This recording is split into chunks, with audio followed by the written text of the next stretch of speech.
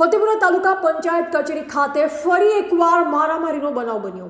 તારીખ 9/1/2025ના રોજ ફતેપુરા તાલુકા પંચાયત કચેરીની મનરેગા શાખાના ટેકનિકલ આસિસ્ટન્ટને કમલેશ આમલિયારને ફતેપુરા તાલુકા પંચાયતના પ્રમુખે મારામારી કરતા ટેકનિકલ આસિસ્ટન્ટે ફતેપુરા તાલુકા વિકાસ અધિકારી ટીડીઓને લેખિત ફરિયાદ કરી હતી। આ મામલે યુવા નેતા યુવરાજસિંહ જાડેજાને જાણ થતા યુવરાજસિંહ જાડેજાએ ફતેપુરા તાલુકા પંચાયત કચેરીના કર્મચારી ટીડીઓની મુલાકાત લઈ સત્તામાં બેઠેલા પ્રતિનિધિ આવી રીતે સરકારી કર્મચારીઓ પર જો હુમલો કરતા હોય તો આવા પ્રતિનિધિઓ પર શું કાર્યવાહી કરવામાં આવી તેવી પૂછપરછ કરવામાં આવતા તાલુકા વિકાસ અધિકારીએ કાયદેસરની કાર્યવાહી કરીશું તેમ જણાવવામાં આવ્યું। પ્રમુખ ભરત પારગીએ માર માર્યો હોવાની ઘટના સામે આવી છે। આ બાબતે આજે તાલુકા વિકાસ અધિકારી સાથે આપણે મુલાકાત કરી છે, તો આપણે આ બાબતે શું કહેવા માંગો છો? ખાસ કરીને અહીંના જે ટેકનિકલ આસિસ્ટન્ટના જે વ્યક્તિ છે મનરેગાના કમલેશભાઈ કરીને, એ કમલેશભાઈ ઉપર અહીંના પ્રમુખ જે પારગી સાહેબ છે એ પારગી સાહેબ દ્વારા માથા કહી શકે કે હાથ ચાલાકી કરવામાં આવી અને હાથ ચાલાકી કરીને કે એવી ફરિયાદ અમને મળી કે ભાઈ આની ઉપર મારપીટ કરવામાં આવી અને આ પ્રકારની જ્યારે ફરિયાદ મળી ત્યારે અહીંના જે ટીડીઓ સાહેબ છે, તાલુકા વિકાસ અધિકારી છે, તાલુકા વિકાસ અધિકારીને જાણ કરવામાં આવી છે। તાલુકા વિકાસ અધિકારીને કહેવું છે કે ભાઈ તમે અત્યારે જે મિટિંગ લઈને બેઠા છો તો તમારે તો ખરેખર ફરિયાદ નોંધવી જોઈએ, તો તમે શા માટે ફરિયાદ નથી નોંધતા? શા માટે તમે આ પ્રમુખ જે પારગી સાહેબ છે એ પારગી સાહેબને છાવરો છો?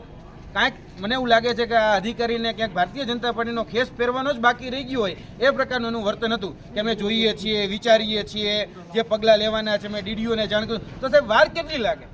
તમારે જો ખરેખર એક્શન લેવાની તમારી દાનત હોય, તમારી ઈચ્છા શક્તિ હોય, તમારે ખાટલે ખોળ ન હોય તો તાત્કાલિક એક્શન લો ને। શા માટે ભાઈ તમે એક બાળકને રમાડતા હોય એ રીતે તમને રમાડતાપૂર્વક આ રીતે જવાબ આપો છો?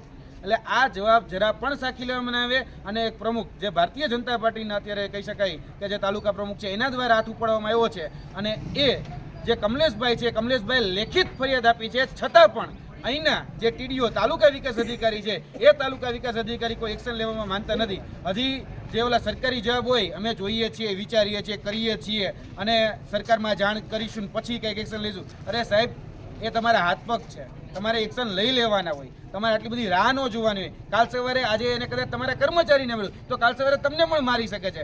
એટલે સાહેબને પણ કહેવા, તાલુકા વિકાસ અધિકારીને પણ કહેવા માગે છે કે આમાં રાહ જોવાની ન હોય, આમાં તાત્કાલિક એક્શન હોય અને જેને પણ ખોટું કર્યું છે, જેને પણ મારપીટ કરી છે એની ઉપર તાત્કાલિક એક્શન લઈ અને એને સજા કરાવવાનું કામ એ તમારું છે।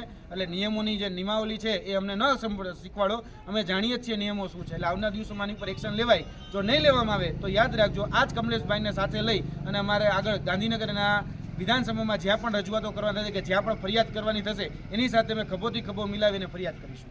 શું તાલુકા વિકાસ અધિકારી તાલુકા પંચાયતના પ્રમુખને છાવરતા એવું તમને લાગે છે?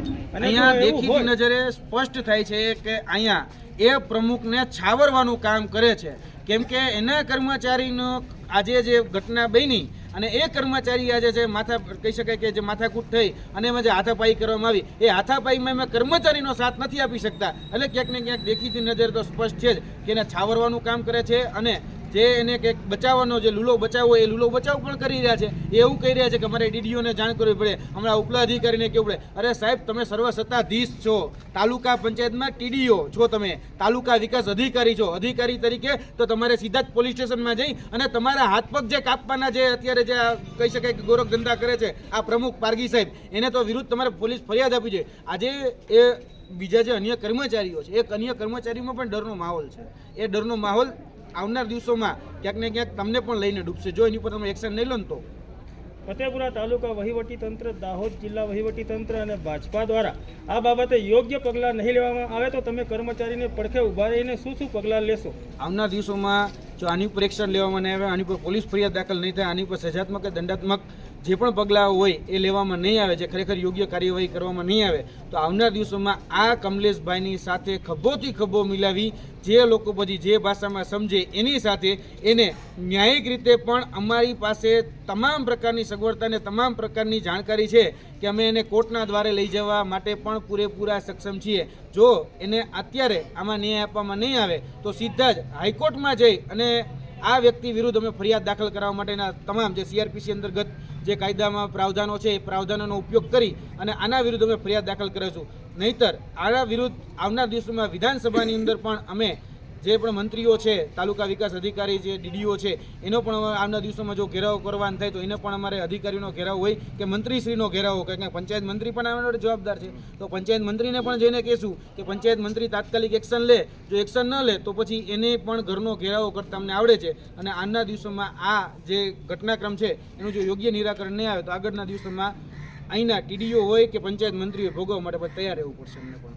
આપનો ખૂબ ખૂબ આભાર. ભારત માતા કી જય. રિપોર્ટર કિરણ ડામોર, બોધિક ભારત, ફતેપુરા.